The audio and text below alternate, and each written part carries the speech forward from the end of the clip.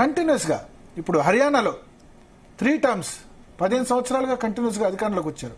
అస్సాంలో 2 సార్లు, గుజరాత్ 6 సార్లు, అస్సాం, బీహార్ నితీష్ కుమార్ వీళ్ళిద్దరి ఎన్నిసార్లు వచ్చారు మనం చూసాం కదా. సో సంస్థాగతంగా బలంగా ఉంటే గనక మళ్ళీ మళ్ళీ అధికారంలోకి రావడానికి అవకాశం ఉంటుంది. కాంగ్రెస్ పార్టీ సంస్థాగతంగా ఎట్లా ఉంది చూశారు కదా. ఆర్గనైజేషన్ పరంగా ఒకప్పుడు కాంగ్రెస్ కు ఏం చేసినా 25% చేతి గుర్తుకు ఓట్లు ఉంటాయన్నారు. ఇప్పుడు కాంగ్రెస్ ఐడియాలజీ అన్న లేకుండా పోయింది. సంస్థాగతంగా చాలా వీక్ అయింది. కాంగ్రెస్ కు ఇప్పుడు వలస ఆ పార్టీ నుంచి ఈ పార్టీ నుంచి వలస వస్తున్న వాళ్ళే వస్తున్నారు తప్ప నిజంగా కాంగ్రెస్ ఐడియాలజీ ఉన్న వాళ్ళు చాలా తక్కువ మంది కాంగ్రెస్ పార్టీలో ఉన్న పరిస్థితి. అదే బీజేపీ. సో అక్కడే కాంగ్రెస్ బీజేపీలు తేడా. సో సంస్థాగతంగా బలంగా ఉంటే మోడీ అమిత్ షా వచ్చిన తర్వాత సంస్థాగతంగా మరింత బలంగా చేశారు.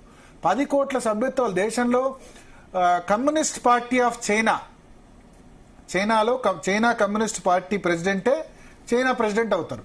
అక్కడ ఎన్నో ఎలక్షన్స్ ఉండవు. చైనాలో డెమోక్రసీ అంటూ లేదు, ప్రజాస్వామ్యం లేదు. ఎవరైతే కమ్యూనిస్ట్ పార్టీ అధ్యక్షుడు అవుతారో అక్కడ వాళ్ళే చైనీస్ ప్రెసిడెంట్.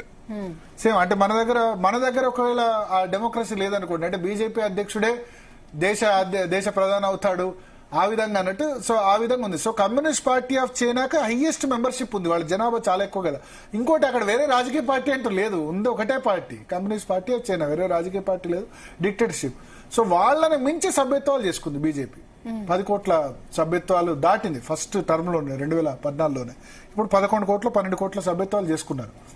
సో ఆ విధంగా సభ్యత్వాలు చేసుకుని ఆ విధంగా స్ట్రాంగ్ అయ్యారు. రెండోది మన రాష్ట్రంలో ఎగ్జాంపుల్ తెలుగుదేశం పార్టీ. ఎన్నో ఉత్థాన పతనాలు చూసినా సరే తెలుగుదేశం పార్టీ సంస్థాగతంగా బలంగా ఉండబట్టి 2004లో 10 సంవత్సరాలు అధికారంలోకి రాకుండా మళ్ళా కొత్త రాష్ట్రం ఏర్పడితే అక్కడ చంద్రబాబు అధికారంలోకి వచ్చారు కదా. సో ఒక సంస్థాగతంగా చాలా బలమైన నిర్మాణం అటు తెలుగుదేశంకు అక్కడ బీజేపీకి ఉంది. అన్ఫార్చునేట్లీ వేరే రాజకీయ పార్టీలకు ఆ విధంగా లేదు. సో అందుకనే తెలుగుదేశం కూడా సంస్థాగతంగా ఎంత వాళ్ళ సభ్యత్వాలు కానీ వాళ్ళు కానీ బూత్ నుంచి గ్రామ స్థాయి వరకు తెలుగుదేశం కమిటెడ్గా ఉంటారు. ఎందుకంటే ఇప్పుడు రాజకీయ పార్టీలు అధికారంలో ఉన్నప్పుడు వచ్చుడు రావడం పోవడం సహజం. బీఆర్ఎస్ కూడా అంతే. తెలంగాణ ఉద్యమంలో పాల్గొన్న వాళ్ళకంటే ఎక్కువ బంగారు తెలంగాణ బ్యాచ్, బీటీ బ్యాచ్ అని చర్చకు వచ్చింది. బంగారు తెలంగాణ బ్యాచ్ అంటే ఆఫ్టర్ తెలంగాణ వచ్చిన తర్వాత వాళ్ళ పదవుల కోసం వచ్చిన బ్యాచ్. యూటీ బ్యాచ్ అంటే ఉద్యమ తెలంగాణ బ్యాచ్. ఉద్యమ తెలంగాణ బ్యాచ్, బీటీ బ్యాచ్ 2 బ్యాచ్లుగా విడిపోయి కొట్టుకున్నారు. దానివల్ల అధికారం పోయింది. దానికి కారణం ఏంటంటే సంస్థాగతంగా కేసీఆర్ దృష్టి పెట్టలేదు. జిల్లా అధ్యక్షుల్ని ఒక 4 సంవత్సరాలు కరోనా సమయంలో ఆయన అనౌన్స్ చేయబోయే సమయంలో కరోనా వచ్చింది. అంతకుముందు ఒకసారి అమెరికా మన నోట్ బందీ, మోడీ నోట్లు రద్దు చేశారు. 2-3 సంవత్సరాలు వాయిదా పడ్డది. మళ్ళీ జిల్లా అధ్యక్షులు ఎవరిని మళ్ళీ ఎమ్మెల్యేలనే చేశారు. సో ఇట్లా చేయడం వల్ల సంస్థాగత నిర్మాణం అంటూ లేకపోయింది. పార్టీ మీద కాన్సన్ట్రేషన్ లేదు. పార్టీకి జిల్లా ఆఫీసులు కట్టారు కానీ పార్టీలో మెంబర్షిప్ అన్నది కూడా చాలా రోజులు అయింది చేసి. అదే మీరు తెలుగుదేశం బీజేపీ ఒక లిమిటెడ్ పీరియడ్లో 3 సంవత్సరాలు 5 సంవత్సరాలు క్రియాశీల 2 రకాల members, active members, normal members.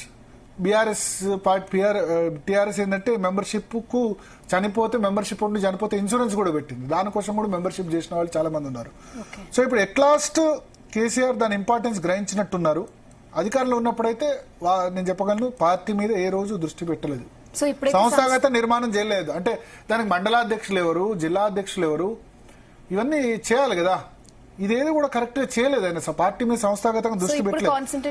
ఇప్పుడు కాన్సన్ట్రేట్ చేయబోతున్నారని ఇవాళ మీటింగ్ లో చెప్పారు. అదేంటి సభ్యత్వ నమోదు స్టార్ట్ అవుద్ది. అసలు సంస్థాగత నిర్మాణం అంటే స్టార్ట్ అయ్యేది సభ్యత్వ నమోదు చేస్తారు ఫస్ట్. ఇంతకుముందు 50 లక్షలు 60 లక్షలు టీఆర్ఎస్ ఉండేది. సో ఇప్పుడు సభ్యత్వ నమోదు గ్రామాన బూత్న అవుతుంది. సభ్యత్వ నమోదు తర్వాత గ్రామాధ్యక్షుడు, మండలాధ్యక్షుడు, ఆ తర్వాత జిల్లా అధ్యక్షుడు, ఆ తర్వాత రాష్ట్ర అధ్యక్షుడు ఎట్లాగో కేసీఆర్ ఉంటారు.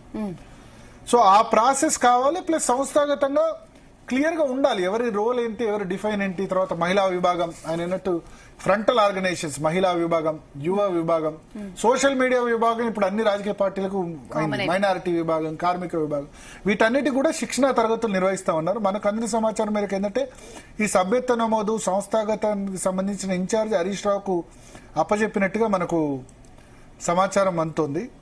సో ఇప్పుడు ఆయన స్టేట్మెంట్ అన్నారు, 25 ఏళ్లు మనమే అధికారంలోకి వస్తామని కేసీఆర్ అన్నారట. 25 ఏళ్లు వచ్చేవాళ్ళు కొన్నిసార్లు లాస్ట్ టైం కొన్ని మిస్టేక్స్ చేయకుంటే 25 ఏళ్ళు కాదు కానీ 10 ఏళ్ల తర్వాత ఇంకా ఈ 5 ఏళ్ళు కూడా వచ్చేవాళ్ళు.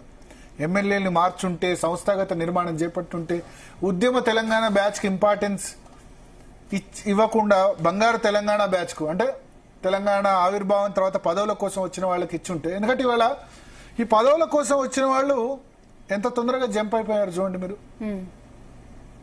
అవును, దానం నాగేందర్ జంప్ అయిపోయాడు కదా. అరకపూడి గాంధీ, రాజేంద్ర నగర్లో ప్రకాష్ గౌడ్, వీళ్ళంతా కూడా బంగారు తెలంగాణ బ్యాచ్ జంప్ అయిపోయారు కదా. బట్ మొదటి నుంచి ఉద్యమాల్లో ఉన్న వాళ్ళు ఉన్నారు, ఈ క్రైసిస్ లో కూడా ఉన్నారు. సో అందుకనే సంస్థాగతంగా నిర్మాణం ఇంపార్టెన్స్ గ్రహించారు. ఆ సంస్థాగత నిర్మాణం ఇప్పుడు చేపట్టబోతున్నారు. ఆ చేపట్టే క్రమంలో భాగంగానే ఇవన్నీ కూడా చేయబోతున్నారు.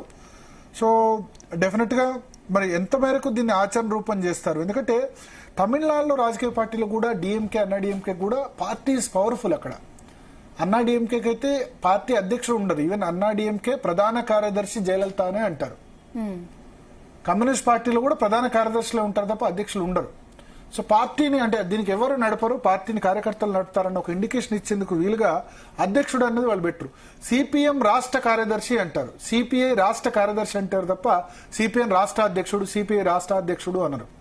అట్లాగే సిపిఎం సిపిఐ జాతీయ అధ్యక్షుడు అన్నారు, సిపిఎం జాతీయ ప్రధాన కార్యదర్శి. సేమ్ అన్నాడీఎంకేలో కూడా అదే విధంగా నిర్మాణం ఉంది, అన్నాడీఎంకే కానీ కమ్యూనిస్ట్ పార్టీల్లో. సో అంటే ఒక వ్యక్తి వల్ల నడవకూడదు పార్టీ. వ్యక్తి వల్ల నడిస్తే ఆ వ్యక్తి గ్రాఫ్ పడిపోతుంది. బీజేపీ అంతే కదా, వ్యక్తి వల్ల నడిచే కాదు. బీజేపీ ఏముంటుంది, బీజేపీ పార్టీ ఆఫీస్ మీద, గోడల మీద మీరు చూడండి, హెడ్ క్వార్టర్లో ఎక్కడైనా ఏంటంటే కంట్రీ ఫస్ట్, దేశం మొదలు, పార్టీ నెక్స్ట్. దేశం మొదలు తర్వాత party, party next, self last. అంటే వ్యక్తి తర్వాత, దేశం మొదలు, పార్టీ తర్వాత, వ్యక్తి అన్నది ఇంకా తర్వాత, ముందు పార్టీ, ఆ తర్వాతనే వ్యక్తి. సో అట్లా ఉంటే రాజకీయ పార్టీలు అవుతాయి. సో సంస్థాగత నిర్మాణం బలంగా ఉంటే, చంద్రబాబు నాయుడు ఆ విధంగా చేశారు సంస్థాగత నిర్మాణం. అందుకని ఎన్ని ఆటుపోట్లు ఎదుర్కొన్నా ఇంకా చంద్రబాబు నాయుడు పని అవుట్ అయిపోయింది అని మొన్న 6 నెలల క్రితం వరకు ఎవరు ఊహించకుండా ఉన్నా, ఎంత ఫీనిక్స్ పక్షిలాగా లేచి 164 సీట్లు కూటమికి వచ్చింది.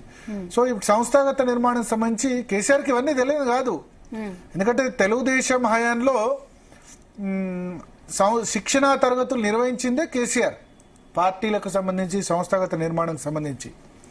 సో ఇప్పుడు శిక్షణా తరగతులు అప్పట్లో పెట్టారు, నాగార్జున సాగర్లో, వాటిలో వీటిలో.